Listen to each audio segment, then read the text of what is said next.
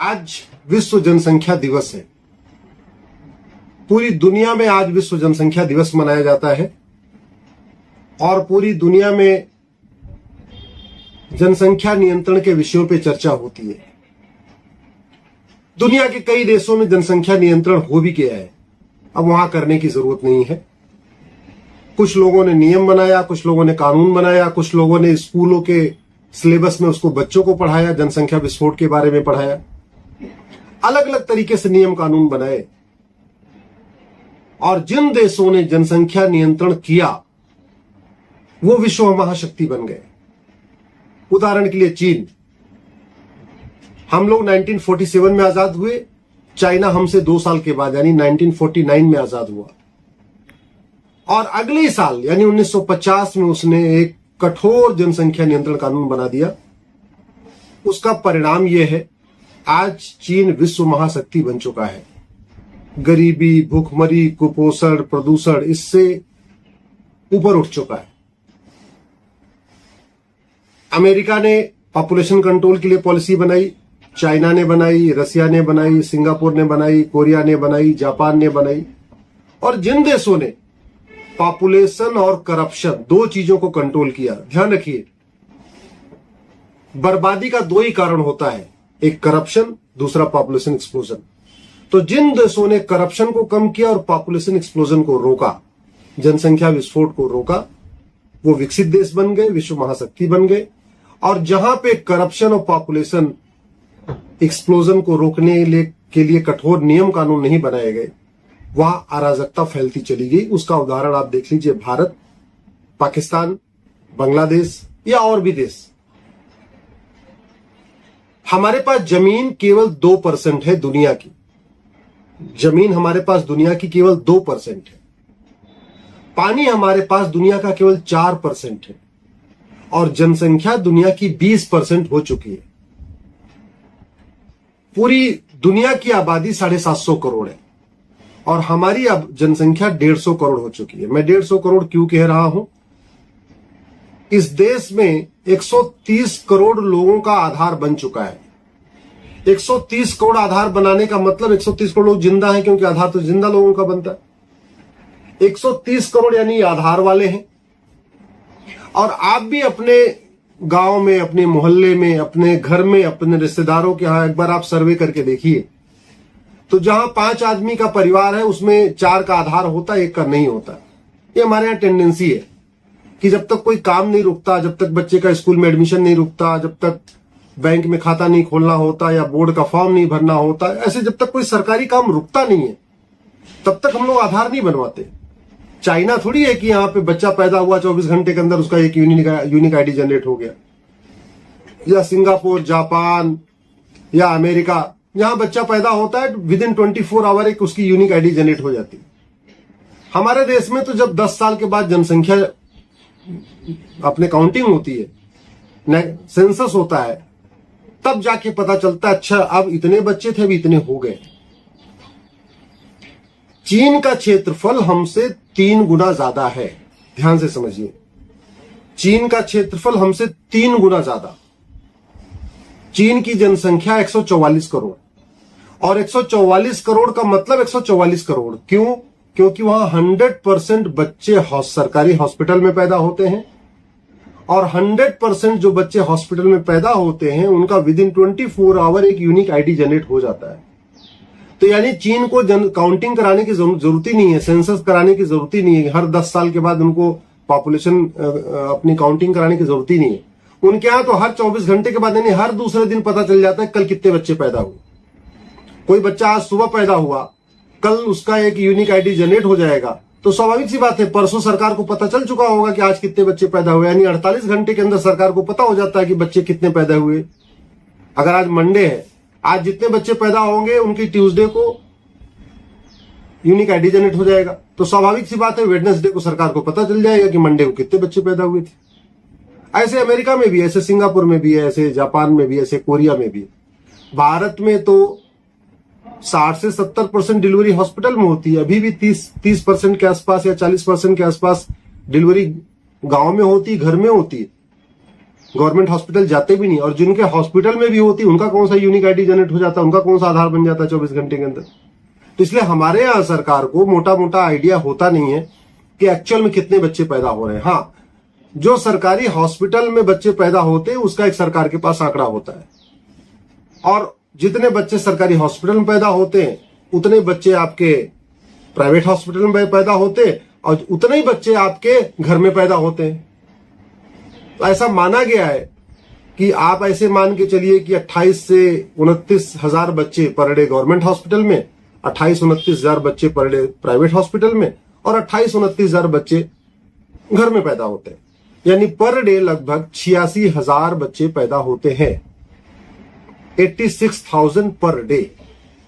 86,000 per day का मतलब हुआ एक साल में 3 करोड़ 15 लाख। एक साल में कितने बच्चे पैदा हुए? 3 करोड़ 15 लाख। 3 करोड़, 3.25 करोड़ या 3 करोड़ 15 लाख बच्चे अगर हर साल पैदा हो रहे हैं, क्या सरकार इतना हॉस्पिटल खोल सकती है हर इतने ज्यादा लोगों के लिए हर साल? क्या सरकार हर साल इतने स्कूल बना सकती है कि 3.25 करोड़ बच्चे हर साल एक्स्ट्रा जो हो रहे हैं वो उनके लिए स्कूल में एडमिशन मिल जाए? क्या सरकार हर साल इतने लोगों को रोजगार दे सकती है? भाई कल को ये 18 साल के होंगे, 19 साल के होंगे, तो इनको तो रोजगार भी चाहिए होगी, नहीं दे सकती। इसलिए अगर आप भारत की अगर समस्याओं को देखें तो भारत की जितनी समस्याएं हैं उसकी आधी समस्या का जो रूट काज है पॉपुलेशन एक्सप्लोजन है, आधी समस्या का रूट काज करप्शन है, आधी समस्या का रूट काज पॉपुलेशन एक्सप्लोजन है। अभी मैं करप्शन पे बात नहीं कर रहा हूं, अभी मैं केवल पॉपुलेशन एक्सप्लोजन की बात कर रहा हूं, क्योंकि आज जनसंख्या नियंत्रण दिवस है तो केवल हम जनसंख्या विस्फोट की बात कर लेते हैं। अमेरिका का क्षेत्रफल हमसे 3 गुना ज्यादा है। ध्यान रखिए, अमेरिका का क्षेत्रफल भारत से 3 गुना ज्यादा। चीन का भी क्षेत्रफल भारत से 3 गुना ज्यादा।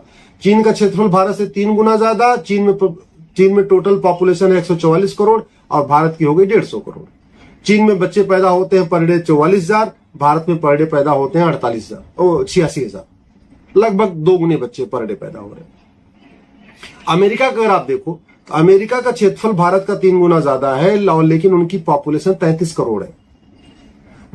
अमेरिका में पर डे 11,000 बच्चे पैदा होते हैं, भारत में पर डे 86,000 बच्चे पैदा होते हैं। तो आप ये भी देख लीजिए कितना ज्यादा, मतलब लगभग 8 गुना ज्यादा बच्चे पर डे पैदा होते हैं भारत में, जबकि भारत का क्षेत्रफल अमेरिका का 1/3 है। 1/3, 1/3 है। अमेरिका की जनसंख्या भी 33 करोड़ है, भारत की जनसंख्या 150 करोड़ के आसपास, यानी लगभग 3 गुनी जनसंख्या है हमारी, तो लगभग 5 गुनी जनसंख्या है। और जो स्पीड है बच्चा पैदा करने की वो तो 8 गुनी ज्यादा है। भारत में 11,000, अमेरिका में 11,000 बच्चे पैदा हो रहे हैं और भारत में 86,000 बच्चे पैदा हो रहे हैं। इसी तरीके से रूस का क्षेत्रफल भारत का 5 गुना ज्यादा है। 5 गुना ज्यादा है, रूस हमसे 5 गुना बड़ा है। रूस की टोटल पॉपुलेशन 15 करोड़ है, हमारी पॉपुलेशन 150 करोड़ है, यानी रूस की 10 गुना ज्यादा जनसंख्या हमारी। ऑस्ट्रेलिया का क्षेत्रफल हमसे 2.5 गुना ज्यादा है। ऑस्ट्रेलिया का क्षेत्रफल हमसे 2.5 गुना ज्यादा है। ऑस्ट्रेलिया की कुल जनसंख्या 2.5 करोड़ है और हमारी जनसंख्या 150 करोड़ है। कनाडा का क्षेत्रफल हमसे 2.5 गुना ज्यादा है। कनाडा की जनसंख्या 4 करोड़ है, हमारी 150 करोड़ है। तो अगर आप क्षेत्रफल के हिसाब से देखें तो क्षेत्रफल हमारा दुनिया का 2% है, लेकिन 2% क्षेत्रफल पे दुनिया की 20% आबादी रह रही है। पानी के हिसाब से देखें तो हमारे पास पानी 4% है, इसका मतलब 4% पानी को दुनिया के 20% लोग पी रहे हैं। तो आने वाले टाइम में अराजकता तो फैलेगी, जमीन तो खत्म होती जा रही है। एक एक बिस्वा जमीन के लिए मर्डर हो रहा है, एक एक बिस्वा जमीन के लिए लोग भाई भाई का गला काट रहा है, एक एक बिस्वा जमीन के लिए पड़ोसी दूसरे पड़ोसी का गला काट रहा है, क्योंकि जमीन खत्म होती जा रही है। अब यही चीज पानी के लिए होने वाली है। बहुत जल्द अगर हमें जनसंख्या नियंत्रण नहीं किया तो 1 बाल्टी पानी 2 बाल्टी पानी के लिए भी लोग एक दूसरे को पीटेंगे, एक दूसरे का गला काटेंगे। ये सिचुएशन आ चुकी। और दूसरा, ये जो अपराध बढ़ रहा है इसका सबसे बड़ा कारण जनसंख्या विस्फोट है। सरकार रोजगार दे नहीं सकती, इतना स्वरोजगार पैदा हो नहीं सकता। भाई जब तक सरकार 2 करोड़ रोजगार देगी, रोजगार क्या, गवर्नमेंट तो रोजगार दे नहीं सकती, स्वरोजगार डेवलप कराएगी मुद्रा लोन के माध्यम से, लोन देके ये देके वो देके जो भी है। तो जब तक सरकार 2 करोड़ रोजगार डेवलप करेगी प्राइवेट और गवर्नमेंट के माध्यम से, तब तक 10 करोड़ बेरोजगार तो पैदा हो जाएंगे। तो जो जनसंख्या विस्फोट का दुष्परिणाम है वो तो बना रहेगा, बेरोजगारी बनी रहेगी। हर साल मुश्किल से 60-70 लाख एम्प्लॉयमेंट गवर्नमेंट डेवलप कर सकती है मैक्सिमम। गवर्नमेंट मतलब ऐसे मान के चलिए कि 8 से 10 लाख गवर्नमेंट जॉब दे सकती है सेंटर स्टेट मिला के, और 50 से 60 लाख स्वरोजगार डेवलप कर सकती है गवर्नमेंट, लोन वोन दे के जैसे भी है। तो कुल मिला के गवर्नमेंट मैक्सिमम कितना हर साल रोजगार डेवलप कर सकती है, प्राइवेट और गवर्नमेंट मिला के 60 से 70 लाख। और बच्चे कितना पैदा हो रहे, 3 करोड़ 10 लाख, 3 करोड़ 15 लाख, तो और बढ़ेंगे 3.25 करोड़, 3 करोड़ 20, अगले साल 3 करोड़ 20 लाख हो जाएंगे, अगले साल 3 करोड़ 25 लाख हो जाएंगे। तो कहने का मतलब लगभग 2.5 करोड़ लोग तो बेरोजगार रहेंगे हर साल। हर साल 2.5 करोड़ एक्स्ट्रा बेरोजगार पैदा हो रहे। भाई बड़ी सिंपल सी कैलकुलेशन है। 3 करोड़ 15 लाख में अगर आपने 65 लाख निकाल दिया जिनको एम्प्लॉयमेंट मिल गया, तो 2.5 करोड़ तो ऐसे है ना, 2 करोड़ 50 लाख लोग ऐसे हैं जिनके पास कोई रोजगार नहीं है, कोई काम धंधा नहीं। अब जब उनके पास कोई काम धंधा नहीं है, कोई रोजगार नहीं, तो क्या करेंगे वो? चोरी करेंगे, लूट करेंगे, झपटमारी करेंगे, स्नैचिंग करेंगे, मोबाइल छीनेंगे, यही करेंगे। तो कुल मिला के जो अपराध बढ़ेगा उसका मूल कारण क्या हो गया? जनसंख्या विस्फोट। सरकार घोड़े खोल ले, मैं कह रहा हूं घोड़े खोल ले, केंद्र और राज्य की सरकारें सब कर ले। बेरोजगारी खत्म हो ही नहीं सकती, एयर पोल्यूशन खत्म हो ही नहीं सकता, वाटर की क्राइसिस खत्म नहीं हो सकती, नॉइज पोल्यूशन खत्म नहीं हो सकता, अपराध खत्म नहीं हो सकता, बेरोजगारी खत्म नहीं हो सकती। जल जंगल जमीन की समस्या का मूल कारण जनसंख्या विस्फोट है। रोटी कपड़ा मकान की समस्या, गरीबी की समस्या, भूखमरी की समस्या, कुपोषण की समस्या, प्रदूषण की समस्या, एयर पोल्यूशन की समस्या, वाटर पोल्यूशन की समस्या, नॉइज पोल्यूशन की समस्या, सड़क पे भीड़, रेल में भीड़, जेल में भीड़, थाने में भीड़, तहसील में भीड़, जितनी समस्याएं हैं, रूट का तो इसका जनसंख्या विस्फोट है। और जनसंख्या नियंत्रण कानून पे कोई चर्चा नहीं हो रही, जबकि संविधान में भी लिखा हुआ है जनसंख्या नियंत्रण कानून होना चाहिए। मेरी पीआईएल सुप्रीम कोर्ट में चल रही है, सरकार कह रही जनसंख्या नियंत्रण कानून दे दिए, TFR 2.1 आ गया। अरे भैया अगर TFR 2.1 आ गया तो जनसंख्या नियंत्रण कानून बनाने से तो कोई दिक्कत ही नहीं होनी चाहिए। मैं आपको उदाहरण देता हूं, अगर भारत में कोई मर्डर नहीं कर रहा है तो आप मर्डर के लिए फांसी का कानून बना दो, किसी को क्या फर्क पड़ेगा जब सब लोग कोई मर्डर करने वाला नहीं है। अगर भारत में कोई चोरी नहीं कर रहा है तो चोरी के लिए आप फांसी का कानून बना दो, कोई फर्क ही नहीं पड़ेगा। अगर भारत में बलात्कार नहीं हो रहा है तो बलात्कार के लिए फांसी का कानून बना दो, कोई फर्क नहीं पड़ेगा। आखिर इस देश में कानून बनाया जाता है, सबके लिए थोड़ी बनाया जाता है। सब लोग चोरी नहीं करते फिर भी चोरी एक अपराध है, सब लोग डकैती नहीं करते फिर भी डकैती अपराध है, सब लोग मर्डर नहीं करते फिर भी मर्डर पे कानून बना हुआ है, सब लोग बलात्कार नहीं करते फिर भी बलात्कार का कानून बना हुआ है। तो मुझे समझ में नहीं आ रहा है, अगर हम मान ले कि भाई ठीक है बहुत कुछ लोग हैं जनसंख्या विस्फोट करते, सब लोग नहीं करते, ज्यादातर लोग हम दो हमारे दो कर रहे, तो अगर सब लोग हम दो हमारे दो कर रहे हैं तो फिर जनसंख्या नियंत्रण कानून कितना भी कठोर हो, आप उसमें 10 साल की जेल की सजा डाल दो, 20 साल की जेल की सजा डाल दो, वोटर आईडी छीन लो, उसका वोटर मतदान का अधिकार छीन लो, कोई फर्क ही नहीं पड़ेगा। जनसंख्या नियंत्रण अगर कानून वास्तव में सब लोग हम दो हमारे दो कर रहे हैं तो जनसंख्या नियंत्रण कानून किसी के ऊपर लागू ही नहीं होगा। फिर ठीक है भाई कानून बना हुआ है, लेकिन जो तोड़ेगा उसको एक उसको अपराध घोषित करने के लिए कानून तो बनाना चाहिए ना। ये हिंदू मुस्लिम का विषय नहीं है, इसको हिंदू मुस्लिम नहीं करना चाहिए, ये राष्ट्रीय विषय है, ये समस्या है। और कौन से राज्य में बेरोजगारी नहीं है? बिहार में नहीं है कि यूपी में नहीं है, मैं तो बीजेपी शासित राज्यों की बात कर रहा हूं, सेकुलर दलों को छोड़ दीजिए, जहां राष्ट्रवादी सरकार है। क्या असम में बेरोजगारी नहीं है? क्या उत्तर प्रदेश में बेरोजगारी नहीं है? क्या हरियाणा में बेरोजगारी नहीं है? क्या उत्तराखंड में बेरोजगारी नहीं है? क्या आपका जो है बिहार में नीतीश कुमार जी यहां बेरोजगारी नहीं है? क्या नागालैंड में बेरोजगारी नहीं है? क्या मणिपुर में बेरोजगारी नहीं है? क्या महाराष्ट्र में हर जगह तो बेरोजगारी है, कहीं कम कहीं ज्यादा बेरोजगारी तो हर जगह है, अपराध हर जगह है, चोरी लूट झपटमारी हर जगह है। तो फिर हम सब लोग मिलके एक चाइना जैसा कठोर जनसंख्या नियंत्रण कानून की मांग क्यों नहीं कर रहे? हम क्यों नहीं कहते भैया देखो जो आदमी जनसंख्या विस्फोट करेगा, 2 से ज्यादा बच्चा पैदा करे, चलो दूसरी बार जुड़वा हो गया तो ठीक है 3 से ही, लेकिन 3 से ज्यादा जो बच्चा पैदा करे उसका तो वोटर आईडी छीनने के लिए कानून बनाना चाहिए, उसको 3 से 4 साल या 5 साल जेल में डालने के लिए कानून तो बनाना चाहिए, तभी तो खौफ बनेगा। केवल ये कहने से जो जनसंख्या विस्फोट करेगा उसको हम सरकारी नौकरी नहीं देंगे। सरकारी नौकरी कितने लोगों को मिलती है, और जो जनसंख्या विस्फोट करते हैं उनको सरकारी नौकरी चाहिए भी नहीं। केवल ये कहने से जो जनसंख्या विस्फोट करेगा हम उसको जो है फ्री का राशन नहीं देंगे, फ्री का, अरे उनको चाहिए नहीं फ्री का। जो प्लांट में जनसंख्या विस्फोट कर रहे हैं, 10 बच्चे 15 बच्चे 20 बच्चे पैदा कर रहे हैं, उनको तो आप कुछ मत दो, राशन कार्ड उनसे ले भी लो तो क्या फर्क पड़ता, वोटर आईडी उनको जो है सुविधाएं न भी दो तो क्या फर्क पड़ता। गवर्नमेंट जॉब उनको चाहिए नहीं, आप ना उनको, वो इस कायल होते हैं कि उनको इस लायक होते हैं उनको गवर्नमेंट जॉब चाहिए या गवर्नमेंट जॉब मिले। इसलिए मेरा आप सबसे निवेदन है, हर समस्या का समाधान या तो सड़क पे हो रहा है, या तो सुप्रीम कोर्ट में हो रहा है, या तो संसद में हो रहा है। सुप्रीम कोर्ट में पहले से पीआईएल चल रही है, तो वहां तो सुप्रीम कोर्ट में अब सबको आने की जरूरत नहीं है। हाँ, फिर भी जो रिटायर्ड ब्यूरोक्रेट्स हैं, रिटायर्ड जज हैं, रिटायर्ड आईएएस हैं, रिटायर्ड आईपीएस हैं, रिटायर्ड प्रोफेसर्स हैं, या ऐसे लोग जो थोड़े कानून से जुड़े हुए लोग हैं, उनको सुप्रीम कोर्ट आना चाहिए और जनसंख्या नियंत्रण के लिए पीआईएल एक फाइल करना चाहिए। मेरी चल रही है, इसका मतलब थोड़ी दूसरी नहीं आनी चाहिए। सीए कानून के खिलाफ 256 पीआईएल हो सकती है, तो जनसंख्या नियंत्रण कानून के पक्ष में 256 नहीं हो सकती है क्या? हो सकती है, लेकिन सब बैठे हुए सब कह रहे हैं जनसंख्या नियंत्रण कानून होना चाहिए, लेकिन जो जिस लायक है वो काम नहीं कर रहा है। भाई, जो लोग सड़क पर उतर सकते हैं उनको सड़क पर उतरना चाहिए, जो संसद में आवाज उठा सकते हैं उनको संसद में आवाज उठाना चाहिए, और जो दोनों काम नहीं कर सकते, जो सुप्रीम कोर्ट आ सकते हैं उनको सुप्रीम कोर्ट आना चाहिए। जो जिस लायक है, जो लेख लिख सकता है उसको लेख लिखना चाहिए, जो ट्विटर ट्रेंडिंग कर सकता है ट्विटर ट्रेंडिंग करना चाहिए। हम सब काम कर रहे हैं, लेकिन जनसंख्या नियंत्रण कानून के लिए एकजुट होके एफर्ट नहीं कर रहे।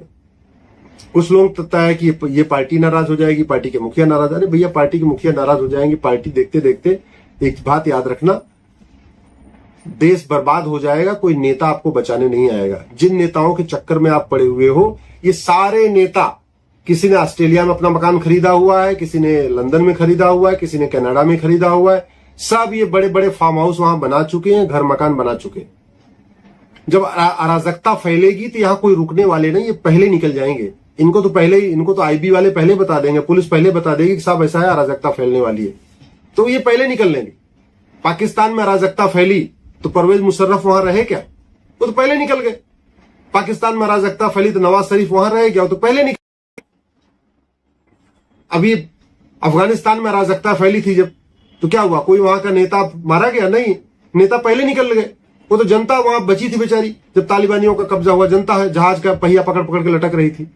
तो इसलिए जरा नेताओं की भूल भुलैया छोड़ दीजिए, जरा अपने भविष्य की चिंता करिए, देश की भविष्य की चिंता करिए। अगर आप ये सोचते हैं कि नेता आप जिनके भरोसे बैठे वो सारा काम करके देंगे, तो याद रखिए, नेताओं की सोच वोट से शुरू होती है, वोट पे खत्म होती है। ये कानून इसलिए नहीं बन रहा है कि लोगों को ये लग ही नहीं रहा है कि अगर हम कानून नहीं बनाएंगे तो हमको वोट नहीं मिलेगी। जिस दिन समझ में आ जाए ना कि अगर ये कानून नहीं बनाएंगे तो वोट नहीं मिलेगी, तो कानून बन गया होता। अरे वोट के लिए तो सुप्रीम कोर्ट के 5 बार फैसले पलट दिए गए। लोग सड़कों पर उतरे, सुप्रीम कोर्ट का फैसला 5 बार पलटा गया। वोट के खातिर कई बार तो संविधान में संशोधन हो चुका है। कितनी बार वोट के खातिर कितने कानून बदल दिए गए, वोट के खातिर कितने कानून बन गए। लेकिन चूंकि इसके लिए, जनसंख्या नियंत्रण कानून के लिए लोग सड़क पे आए नहीं किसी दिन। अगर किसी एक दिन 1 करोड़ 2 करोड़ 5 करोड़ लोग सड़कों पे उतरे तो देखिए कानून बनेगा। तो अगर आप उतरने के लिए तैयार हैं तो बताइए, फिर मैं एक दिन तय करता हूं, सब लोग उतरते हैं, सब लोग मिलकर एक बार एक दिन सड़क पर उतरते हैं। वैसे ही 7 अगस्त को तो हमने कार्यक्रम रखा ही हुआ है। 7 अगस्त को अंग्रेजी कानून जलाने का कार्यक्रम रखा हुआ है। अगर आप लोग तैयार हैं, उस दिन सड़क पर उतरने के लिए तैयार हैं, तो ठीक है, हम 7 अगस्त को कानून भी जलाएंगे और जनसंख्या नियंत्रण कानून के लिए सड़क पे एक मार्च भी करेंगे।